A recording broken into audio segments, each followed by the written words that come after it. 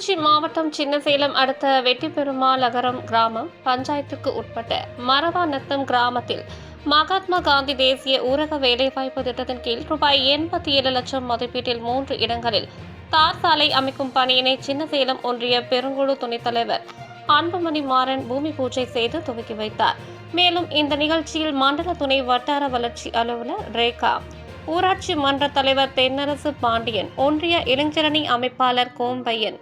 ஒன்றிய இளைஞரணி துணை அமைப்பாளர் தங்கதுரை, ஒன்றிய துணை செயலாளர் கோமதி குமார், ஊராட்சி மன்ற துணைத் தலைவர் தனம் பாலகிருஷ்ணன், ஊராட்சி செயலாளர் துரை, வார்டு நம்பர் துளசி விஜய், லட்சுமி, கதிர்வேல் மற்றும் திமுக நிர்வாகிகள் பொதுமக்கள் கலந்து கொண்டனர்.